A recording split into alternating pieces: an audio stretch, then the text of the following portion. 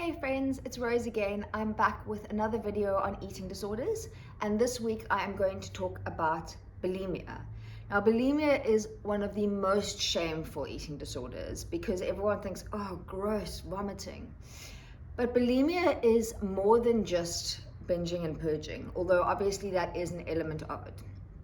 So, bulimia is when a person usually will restrict their caloric intake.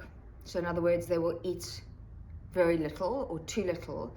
And when they are absolutely ravenous, they will eventually reach breaking point and they will binge or eat what they classify to be a binge.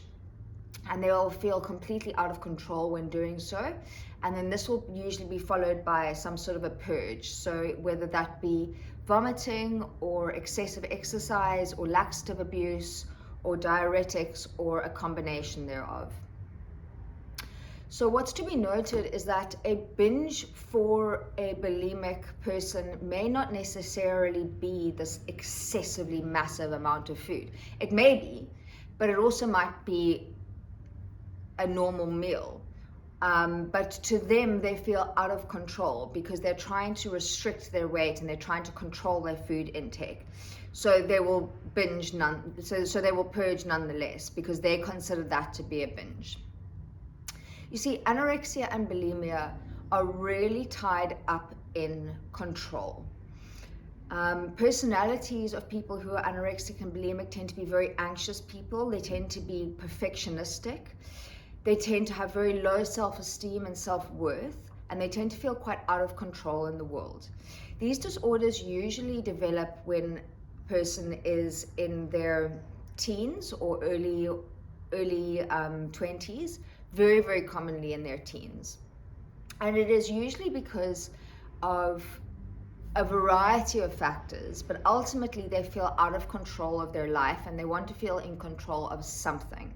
And the one thing that they feel like they can control is their food intake and their body. People who develop eating disorders have often got trauma or complex trauma.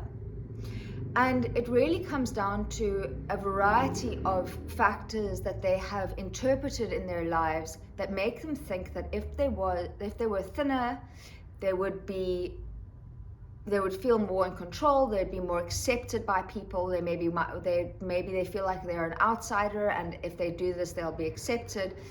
And alongside this, there's an element of perfectionism. They feel like if they can be perfect in every way, including how they look, then things will be better. Of course, it doesn't work like that.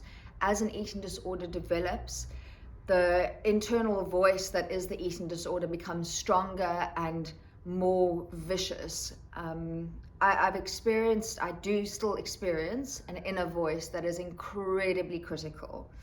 I feel like everything is my fault a lot of the time. And that is my eating disorder voice.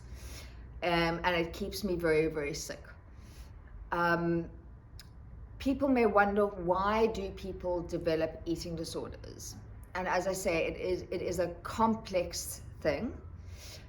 But the point is that if you or someone that you know is struggling with obsession with weight and food and acting out on any of these destructive behaviors, that you seek help. As I said, it's an extremely shameful illness. So when you confront somebody about it, they will likely get very defensive and deny it. But I do really encourage you to push through anyway. And if it is yourself, I know it is really, really, really scary to reach out for help. But the thing is that the longer you leave it, the harder it is to actually get help and to recover. There is hope for recovery, but the longer you're in it, the more out of control your life gets, the more everything else suffers, the more you're unable to live your life because you're completely and utterly stuck in this illness. So I want you to be kind to yourself as much as you possibly can, and to the person who's suffering.